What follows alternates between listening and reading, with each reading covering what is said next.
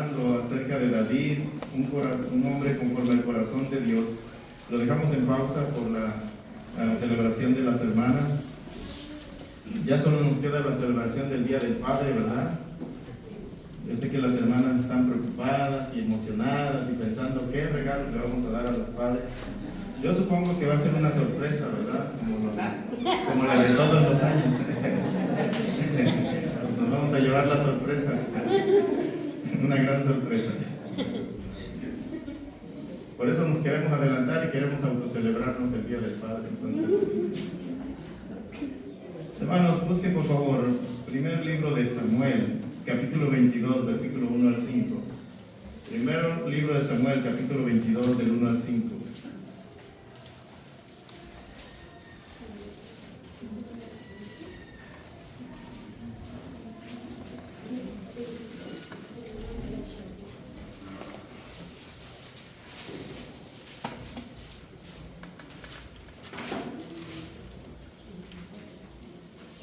Nunca pensé, hermanos, que la vida de David fuera tan extensa, que pudiéramos tener tanta enseñanza. Cuando estaba en Manchester, ahí en Boston, que me permitió el Señor ir el mes pasado, creo que fue en febrero y marzo, y escuché acerca de David, acerca del Salmo 51, el más conocido. Pero el Señor puso en mi corazón que David tiene mucho que enseñarnos, hermanos, porque es un hombre conforme al corazón de Dios, y cuando analizamos su vida, hermanos, vemos que él fue un hombre que no fue perfecto, como ninguno de nosotros lo somos, pero aún así Dios dijo que él era un hombre, y salía David, un hombre conforme a mi corazón. Y hermanos, podemos nosotros llegar a ser un hombre conforme al corazón de Dios, si seguimos, hermanos, el ejemplo de David. Dice la palabra, vamos a leerlo todos juntos, hermanos, del 1 Samuel capítulo 22, versículo 1 al 5. Dice la palabra del Señor: yéndose luego David de allí, huyó a la cueva de Adulam, y cuando sus hermanos y toda la casa de su padre lo supieron, vinieron allí a él, y se juntaron con él todos los afligidos, y todo el que estaba endeudado, y todos los que se hallaban en amargura de espíritu, y fue hecho jefe de ellos, y tuvo consigo como 400 hombres. Y se fue David de allí a Mizpa de Moab, y dijo al rey de Moab: yo te ruego que mi padre y mi madre estén con vosotros, hasta que sepa lo que Dios hará de mí. Los trajo pues a la presencia del rey de Moab, y habitaron con él todo el tiempo que David estuvo en el lugar fuerte. Pero el profeta Gad dijo a David: no te estés en este lugar fuerte, anda y vete a tierra de Judá. Y David se fue y vino al bosque de Arel. Vamos a orar. Padre bendito, te doy muchas gracias, Señor, porque hoy nos permites estar aquí, Señor, en este día, Señor, que es tan importante, que es el día del Señor, el día dedicado para honrar y glorificar a aquel que nos lavó, que nos rescató de nuestra vida pasada. Gracias, Señor, porque no podemos hacer otra cosa más que alabarte y bendecirte y entregarte, Señor, nuestra vida, que pueda ser un olor fragante, Señor, delante de tu presencia, un sacrificio vivo delante de ti, Señor. Es lo menos que podemos hacer, Señor, por tantas maravillas, Señor, que has hecho en nuestra vida, empezando con la salvación, empezando por los cambios que has hecho, Señor, en nuestro corazón. Padre, no podemos parar, Señor, de honrarte, de bendecirte, de engrandecer tu nombre, Señor. Y hoy te pedimos que tu presencia, Señor, pueda ser real en nuestra vida, pueda ser real en este lugar, y que tu Espíritu Santo, Señor, trate, Señor, con nuestro corazón, Padre bendito. Tú conoces la necesidad de cada vida. Yo no lo conozco, solo tú, Señor. Y danos humildad y oídos para oír, Señor, y para obedecer tu palabra. Te lo pido en el nombre de Jesús. Amén. Hermanos, ¿se acuerda de la última vez que hablamos de David, un hombre conforme al corazón de Dios? Hermanos, David, hermanos, había tocado fondo. ¿Habrá escuchado la frase que dice: yo ya toqué fondo, ¿verdad? ¿Qué significa eso? Que ya no puede ir la persona más abajo, ¿verdad? Ya llegó al punto mínimo que pudo haber llegado esa persona. Yo le pregunto, hermano, ¿ha tocado usted fondo alguna vez en su vida?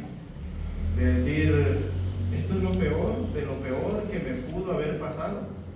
No hay más desgracias que puedan venir sobre mi vida, ya las tengo todas. Y hermanos, David fue así, fue tocando fondo, escalón por escalón.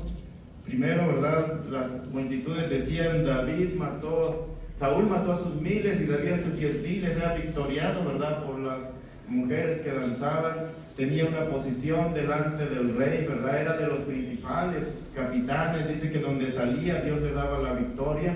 Tenía un amigo que lo estimaba mucho, que se quitaba su ropa por él. Tenía una esposa, la hija del rey. Y hermanos, en un momento, hermanos, él perdió todo lo que tenía. Todo lo que tenía. Y a la última vez que vimos, también él perdió su dignidad. En un momento, hermano, de incertidumbre, él buscó refugio con el rey de Gat, que justamente era en la ciudad de ese gigante llamado Goliat. Fue a buscar refugio con los enemigos, hermanos, y lo identificaron. Dice la Biblia que él tuvo miedo y se fingió loco y echaba su saliva por la barba, ¿verdad? Escurría saliva. Y se imagina David escribiendo incoherencias en las paredes. Hermanos, ya no podía ser más una persona caer más bajo. Yo he escuchado de personas que dicen, yo lo tenía todo. Yo tenía dinero, yo tenía mi familia, pero por causa del vicio, escuchamos esos testimonios en los anexos, perdí todo. Perdí mi familia, perdí mi trabajo, perdí mi dinero, todo. Ahora no tengo nada. Y personas que han andado en la calle, ¿verdad?, mendigando, cuando lo tenían todo. Hermanos, Dios muchas veces va a permitir que toquemos fondo con el propósito en nuestra vida. Y hermanos, dice la Biblia, ¿verdad?, en el capítulo anterior, empezando ahí en el versículo 1, dice, yéndose luego David de allí, dice, huyó a la cueva de Adulam, y cuando sus hermanos y toda la casa de su padre lo supieron, vinieron allí a él. Yéndose luego David de allí, ¿de dónde? Pues del rey, ¿verdad? Del rey de Gad, de los filisteos. Él dice yéndose luego, ¿qué quiere decir? Que él corrió, él huyó, ¿verdad? Luego, él dijo, patitas, ¿para qué te quiero, verdad? Y se fue, y huyó, y se fue a refugiar en una cueva, llamada la cueva de Adulam. Hermanos, ¿por qué las personas, cuando han tocado fondo, buscan una cueva? Es interesante. Puede ser porque tal vez ya no quieren saber nada de su realidad, porque encuentran de alguna manera algo de refugio en esa cueva, o porque de alguna manera es lo único que tienen a la mano. Y hermanos, no sé si usted alguna vez ha visitado alguna cueva. Hay cuevas aquí en Querétaro, ¿verdad? Usted va ahí a San Joaquín, ahí está la cueva de los Herreras, ¿no?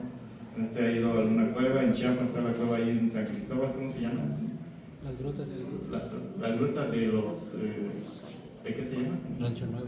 El Rancho Nuevo, ¿no? Unas cuevas inmensas. Pero hermanos, normalmente las cuevas, hermanos, no es el lugar donde usted quiere vivir, ¿verdad?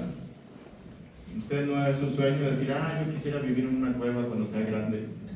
No piensa eso, ¿verdad? Y hermanos, ¿qué lecciones podemos aprender acerca de la cueva? La cueva, hermanos, es un refugio temporal de nuestros problemas. Hay personas que cuando se sienten acorraladas, amenazadas, disgustadas por una situación y no quieren enfrentar el problema, se refugian en su cueva personal. Y esta puede ser, hermanos, hay gente que le gusta dormir. Duermen horas y horas y horas. Pero muchas veces, hermanos, no es algo normal, sino buscan una medida de escapar de la realidad. Ellos piensan que a lo mejor cuando abran sus ojos, esa realidad de la cual no quieren enfrentar, a lo mejor ya se desvaneció. A lo mejor ya no está ahí esa realidad. Y hermanos, caen en un pecado que la Biblia lo llama la pereza, ¿verdad? Mire, Proverbios capítulo 6, versículos 9 al 11. Proverbios 6, del 9 al 11.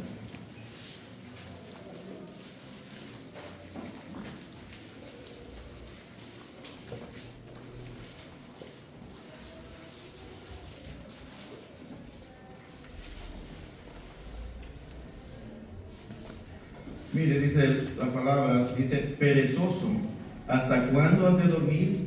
¿Cuándo te levantarás de tu sueño?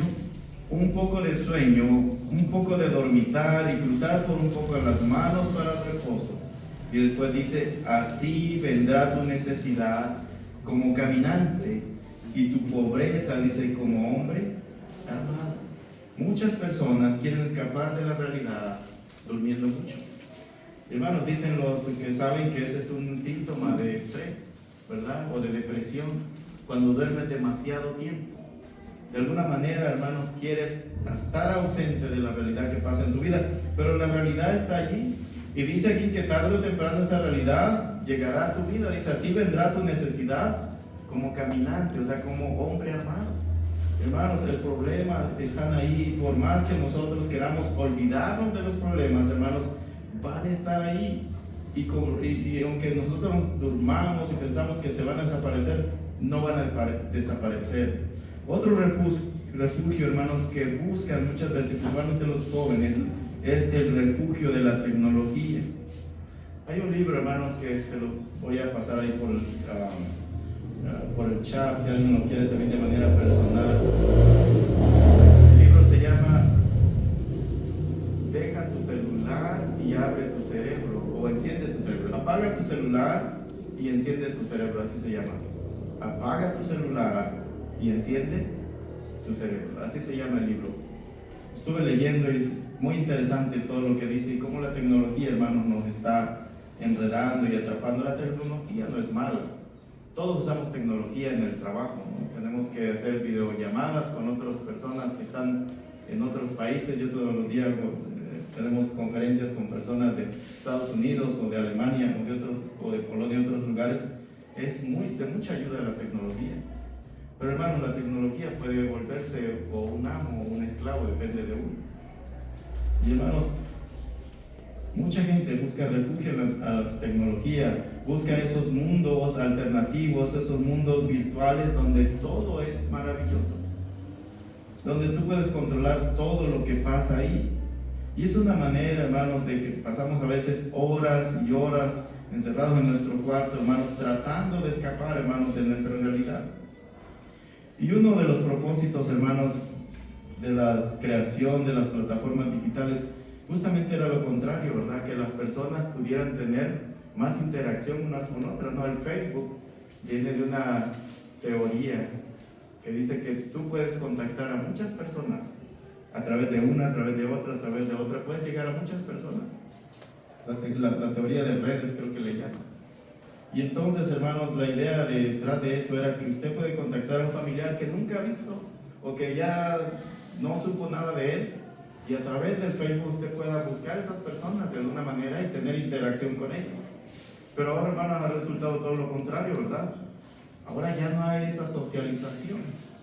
Ahora las personas ya no tienen interacción, o sea, las personas están con su celular, cada quien, y no se comunican con las personas que están a un lado. Y era todo lo contrario lo que se quería tener. Y hermanos, dice ese escritor, dice, el internet, las redes sociales, los videojuegos y el mundo virtual están funcionando como una especie de anestesia que nos engaña al eliminar momentáneamente el sentimiento temporal de soledad.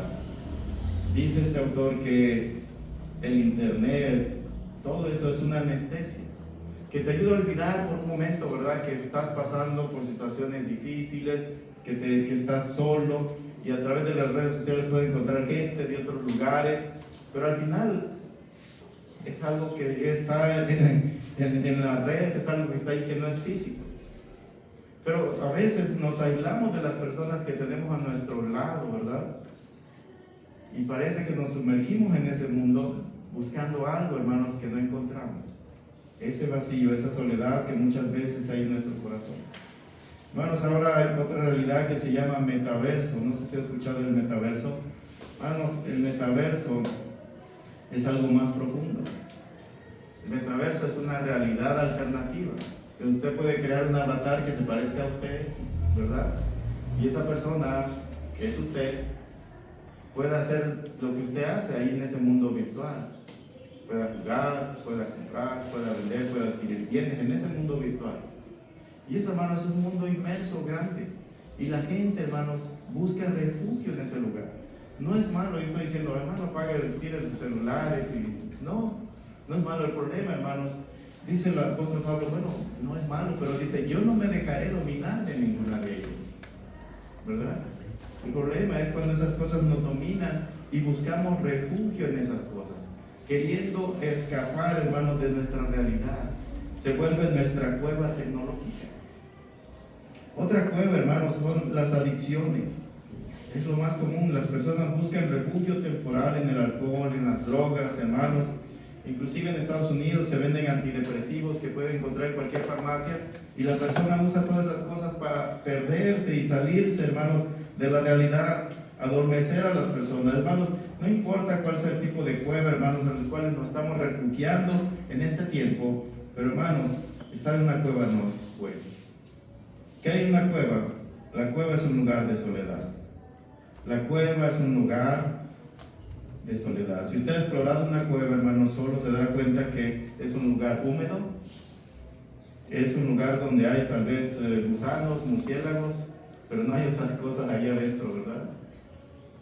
Y hermanos, ahí hay polvo. ¿Le gustaría dormir en una cueva?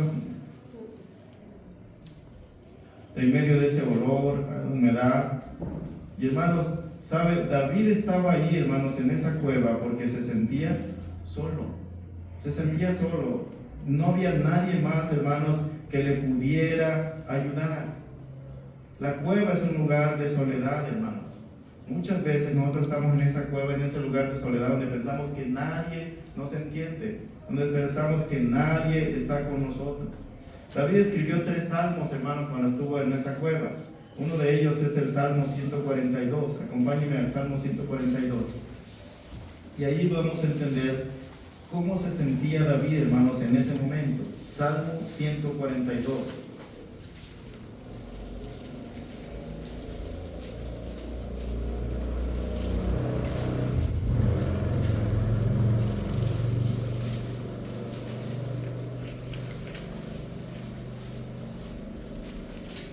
Miren, en el versículo 4 usted puede ver el corazón de David, cómo se sentía en ese momento, en esa cueva. Salmo 42, 142, 4. Leemos todos juntos. Dice: mira mi diestra y observa, pues no hay quien me quiera conocer. No tengo refugio, ni hay quien cuide de mi vida. Bueno, ¿se ha sentido usted así alguna vez? Donde se siente solo, donde siente un gran vacío, donde ni las personas más cercanas lo entienden. Y usted dice, bueno, ¿qué me queda? Y dice David, mira a mi diestra, mira a mi derecha y observa. No hay quien me ayude. No hay quien quiera estar conmigo. Y después dice, no tengo refugio. Solo está esta cueva, no tengo más refugio. Y después dice algo desesperanzador y dice, no hay quien cuide de mí. No hay quien cuide de mí. ¿Se ha sentido, hermano, alguna vez, hermana, desamparada totalmente?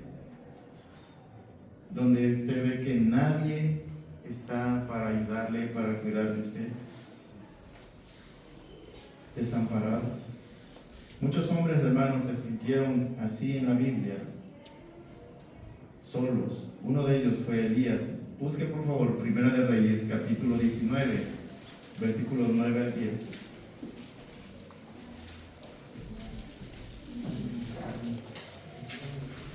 Primero de Reyes 19, del 9 al 10.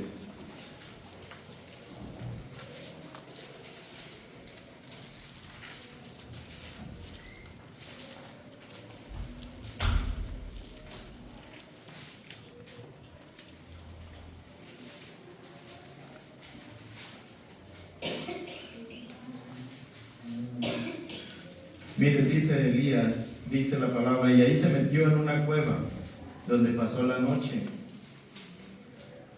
Y vino a él palabra de Jehová, el cual le dijo, ¿qué haces aquí, Elías? Y hermano, a lo mejor Dios le está diciendo aquí, ¿verdad? Ponga su nombre ahí. ¿Qué haces aquí en esta cueva? Y él respondió, he sentido un vivo celo por Jehová, Dios de los ejércitos, porque los hijos de Israel han dejado tu pacto, han derribado tus altares y han matado a espada tus profetas. ¿Y qué dice? Y solo yo he quedado y me buscan para quitarme la vida. cómo se sentía Elías, hermano, en ese momento? Solo. Solo. Vean cómo ve su situación alrededor. La ve caótica. La ve caótica. Y hermanos, cuando estamos en la cueva, la situación se ve caótica. No hay esperanza. Dice, solo yo he quedado. Y aparte, dice, me buscan para quitarme la vida. ¿Se acuerdan quién lo buscaba, verdad? Esta mujer, Jezabel. Hermanos, la cueva es un lugar de soledad. Si usted alguna vez ha hablado en una cueva, solo lo único que va a encontrar es eco, ¿verdad? Dice, hola, y responde, hola. Es lo único que va a encontrar. La cueva es un lugar de soledad. ¿Se ha sentido solo, sola alguna vez, hermano? Yo creo que todos hemos experimentado, hermanos, ese sentimiento. Pero también, hermanos, la cueva es un lugar de oscuridad. Como les decía, es difícil estar en una cueva de día, ¿cómo se ve? Oscuro. Y de noche, ¿cómo se verá? Más oscuro. Se verá más oscuro. Todos pasamos, hermanos, por momentos de oscuridad en nuestra vida, donde parece que no hay un horizonte claro, donde tomar decisiones se nos dificulta y parece que no vemos una luz que nos guía hacia el camino correcto. Parece que la visión, hermanos, se nos ha nublado, de que no sabemos qué camino tomar, si a la izquierda o a la derecha. Parece que andamos a tientas, hermanos, donde no sabemos, hermanos, qué Dios lo que quiere hacer de nuestra vida. ¿Le ha pasado, hermanos, en esos momentos donde no sabemos qué hacer? Donde no hay una luz que guíe nuestra vida, no hay un camino claro, no hay una visión clara acerca de lo que Dios quiere para nuestra vida. David estaba pasando por eso, y él lo expresa ahí mismo, hermanos, en 1 Samuel 22:3. Busque 1 Samuel 22:3, donde estábamos.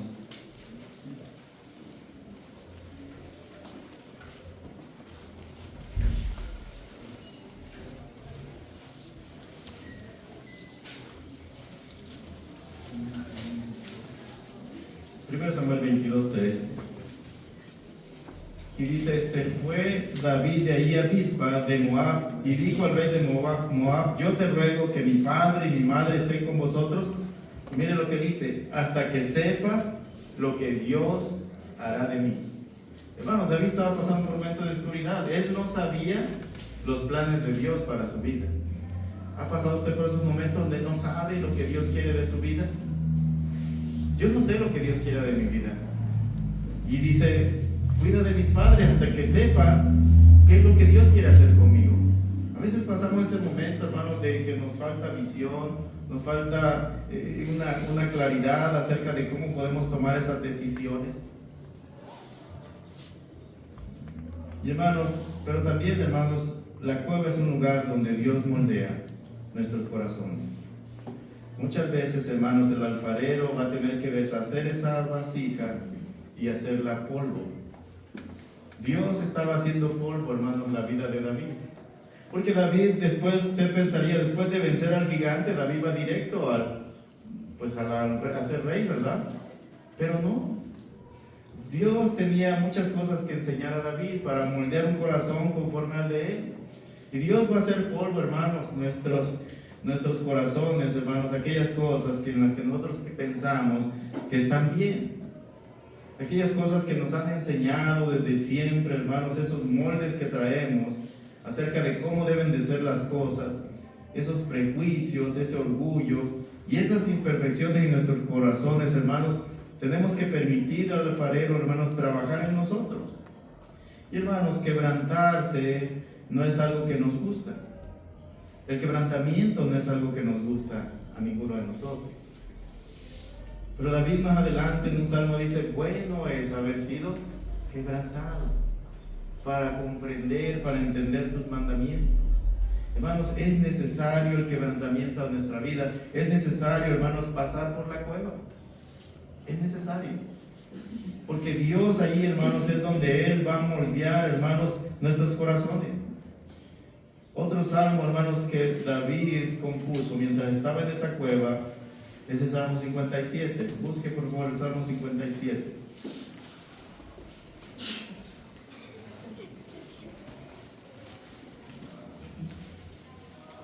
Todos los salmos tienen de alguna manera un encabezado. Algunas Biblias lo tienen. Y ahí Salmo 57:1 dice en la Biblia de la Reina Valera, dice: al músico principal sobre no destruyas, Mictán de David cuando huyó delante de Saúl a la cueva.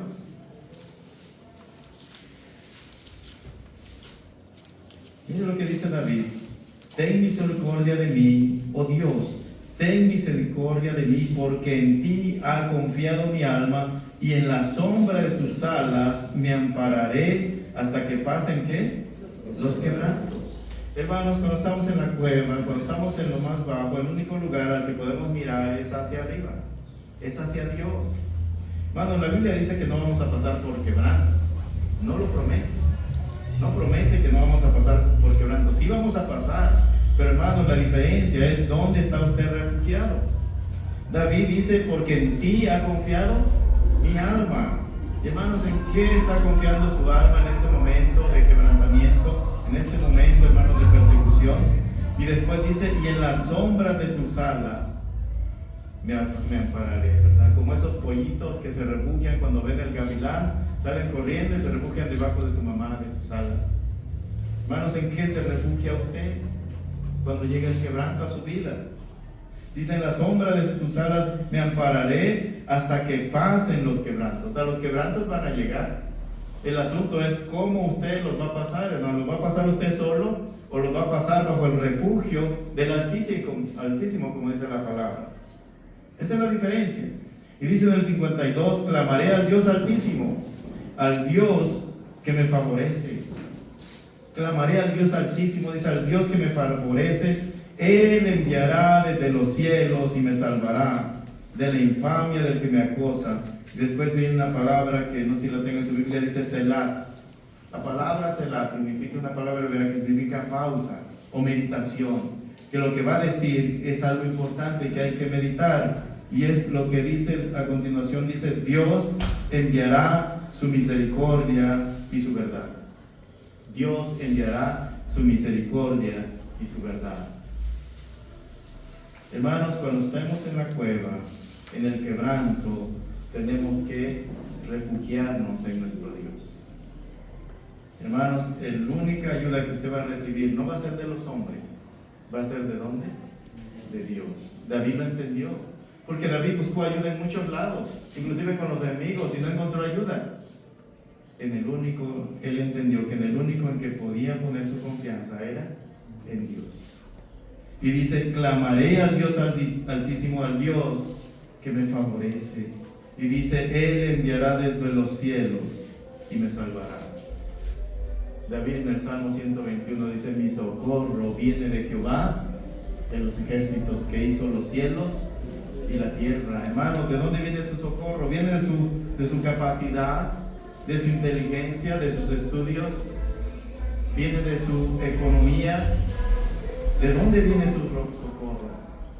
David, hermanos, por fin entendió lo que Dios quería que entendiera, que él tenía que poner toda su confianza en él. Era muy diestro para pelear, era muy diestro en la batalla, tenía mucho valor, pero hermanos, Dios sabía que David tenía que poner solo su confianza en él.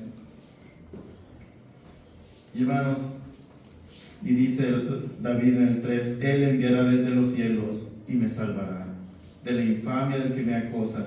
Dios enviará su misericordia y su verdad. Dios enviará su misericordia y su verdad.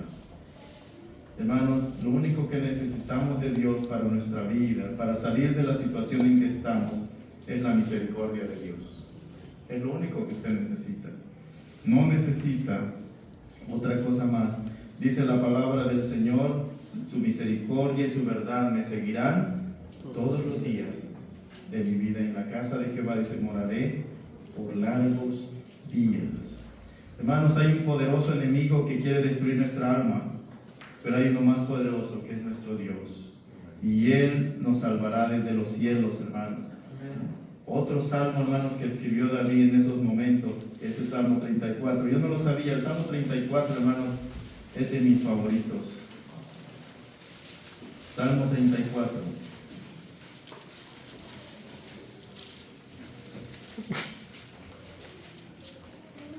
Gracias.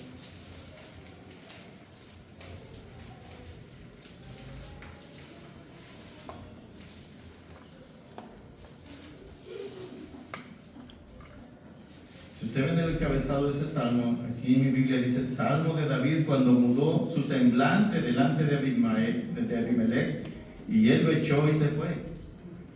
O sea, era en ese periodo de tiempo que él escribió este salmo.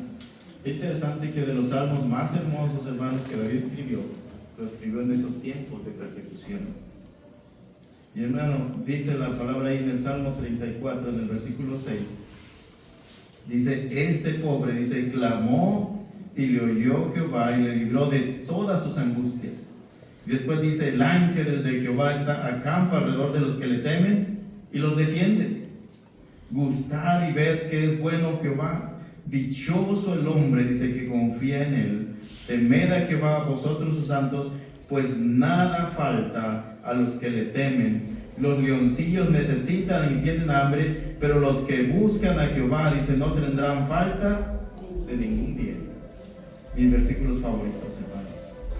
Dios está pasando por situaciones de escasez, de falta de trabajo, pero aquí dice que los que buscan a Jehová no tendrán falta de ningún bien. Pero ¿qué tenemos que hacer, hermanos? Tenemos que clamar. Tenemos que buscar a Dios, hermanos, con todo nuestro corazón. Y sabe, hermanos, Dios respondió y envió ayuda. Es interesante, hermanos, que Dios no sacó a David de la cueva, sino que le envió la ayuda a la cueva. Regresamos al primero de Samuel, capítulo 22, versículo 1.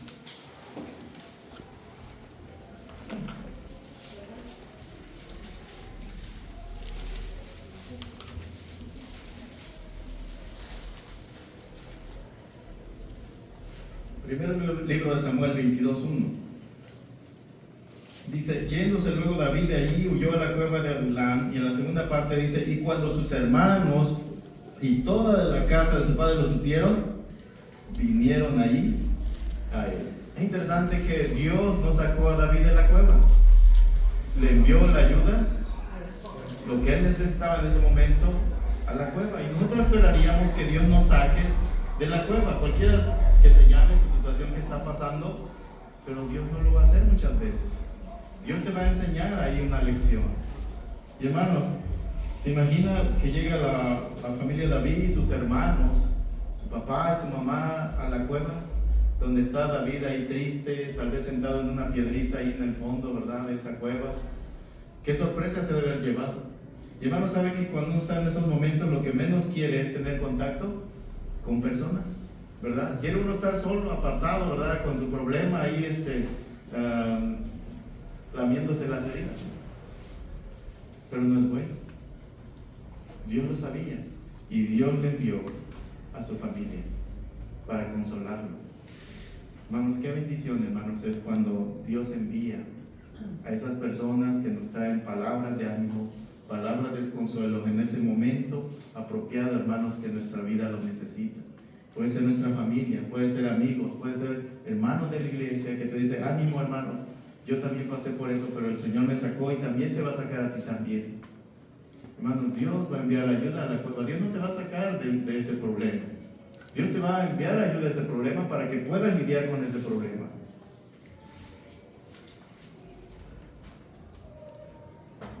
Yo no sé cómo ustedes se hubiera sentido, ¿verdad?, si hubiera sido David que llega a su familia a verlo a la cueva. Tal vez se hubiera sentido apenado, avergonzado, ¿no? Y ahora, ¿dónde lo siento, verdad? ¿Y ahora cómo los atiendo? Pero hermanos, no solo envió a su familia. Dice que después llegaron más. Dice en el versículo 2, en 1 Samuel 22:2, y dice, y se juntaron con él todos los afligidos y todo el que estaba endeudado y todos los que se hallaban en amargura de espíritu, y fue hecho jefe de ellos y tuvo consigo como 400 hombres.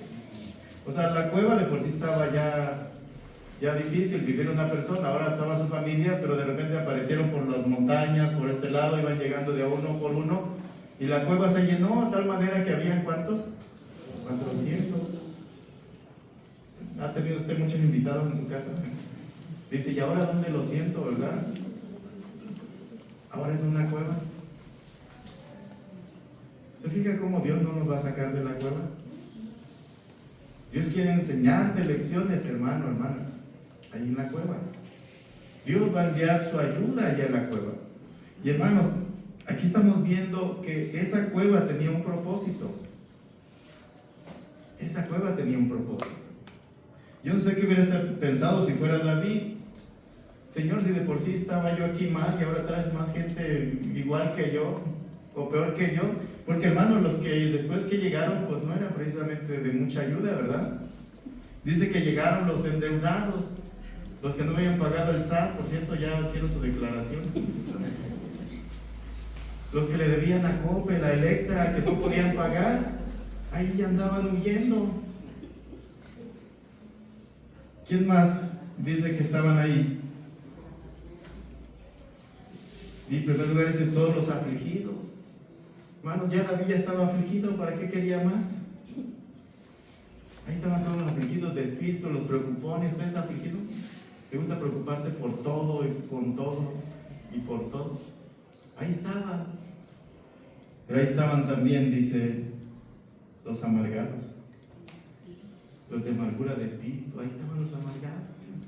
Aquellos que habían sufrido mucho en su vida y que les había ido mal y estaban enojados con el gobierno, estaban enojados con la familia, con todos. Ahí estaban. Y Dios se los trae a David. ¿Para qué? Para que fuera jefe de ellos. ¿Usted quiere tener una iglesia así? ¿Un ejército así? ¿Sabe, hermano, hacer la iglesia? Somos nosotros esos. Porque dice que lo vil y lo menospreciado del mundo escogió Dios. Todos los que estamos aquí, hermanos, somos esos. Los que venimos dolidos por el mundo, los que venimos dañados, los que traemos infinidad de problemas, son los que Dios ha traído, hermanos, a esa cueva que es la iglesia. Y hermanos, Dios tenía un propósito para David en esa cueva: ser el líder de estos hombres. David iba a trabajar con ellos, y de aquí iban a salir lo que más adelante se llaman los valientes de David.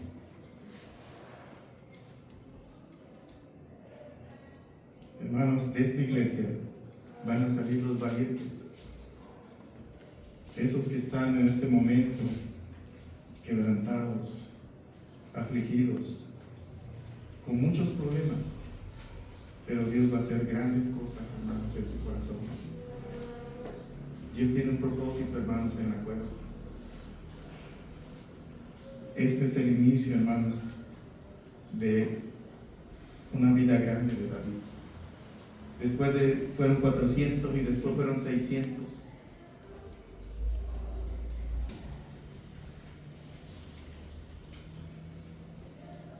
Porque Dios envió a estos hombres a David para que él los sanara, para que él los restaurara. Hermanos, porque un hombre o una mujer que ha sido quebrantado puede ayudar a otros que están quebrantados.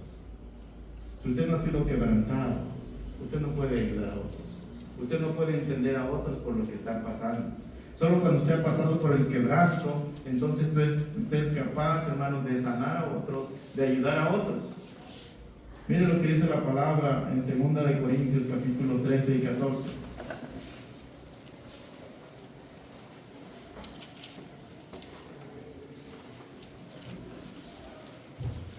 Segunda carta a los Corintios capítulo 13 y 14.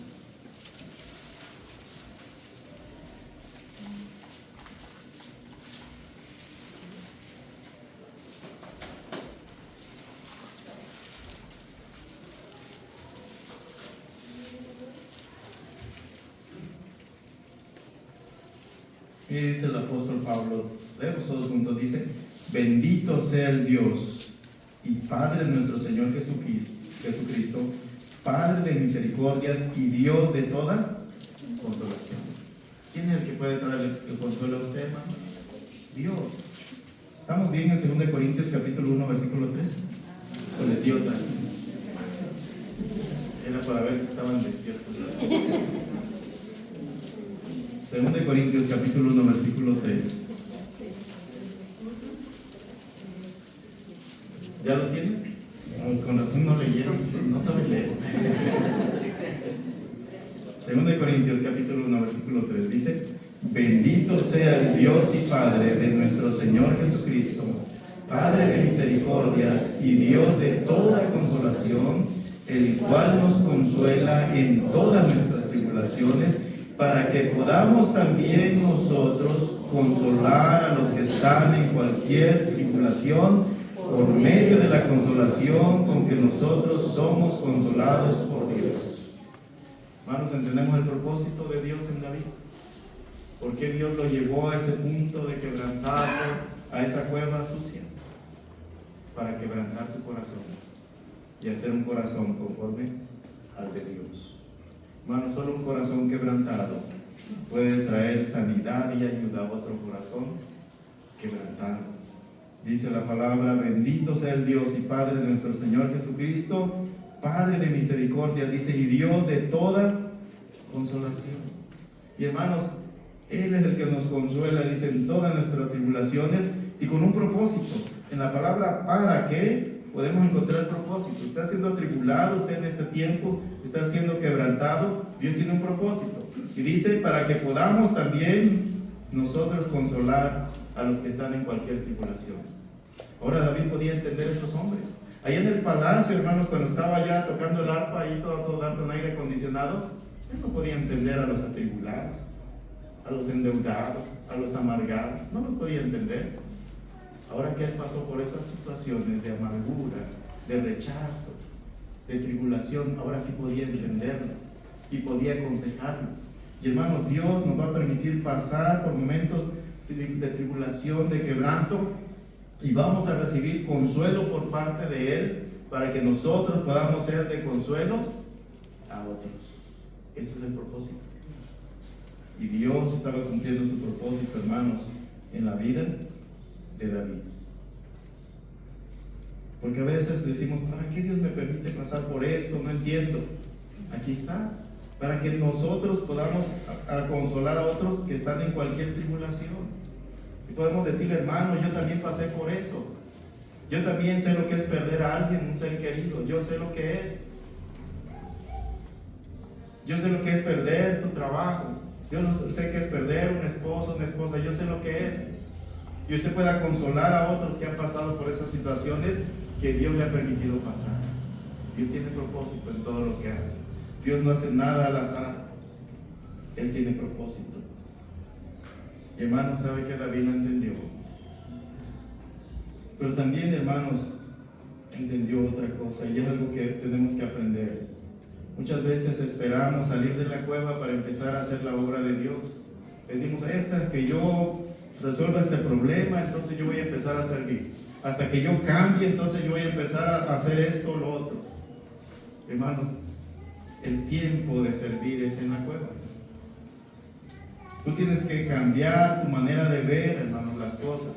¿Sabe? Cuando Pablo y Silas estaban en la cárcel, ¿se acuerda? Allá en Hechos, capítulo 16. Dice que Pablo y Silas estaban en la cárcel, habían sido azotados grandemente, injustamente. Pero ¿sabe lo que hacía? Dice que a medianoche cantaban y los presos les oían. Y Dios salvó, hermanos, en ese momento a un carcelero y a su familia. Hermanos, cuando estamos en la cueva tenemos dos opciones: quejarnos de las cosas malas que nos están pasando, decir, Señor, ¿cuál es tu propósito para que yo esté aquí en este momento? ¿Qué es lo que quieres que yo haga? Hermanos, el momento para servir es hoy. No espere para salir de la cueva para servir hasta que usted esté bien emocionalmente, hasta que usted esté bien económicamente. Dios le trajo a David a la cueva a esas personas para que él las ministrara.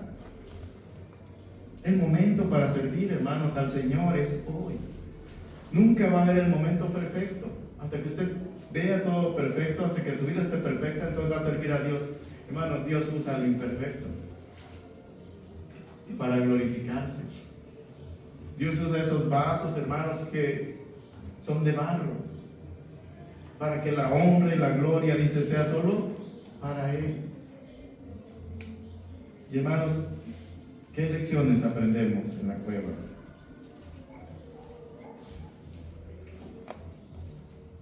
En la cueva aprendemos, hermanos, que Dios es nuestro único refugio y que tenemos que clamar a Él. Que Él va a enviar su misericordia, hermanos, desde los cielos y va a traer ayuda allí en la circunstancia en que estás tú allí. Y por último, Dios te dará propósito, hermanos, en medio de esa circunstancia que estás pasando. Esas son las lecciones que aprendemos, hermanos, de la cueva de Adulam. Vamos a orar.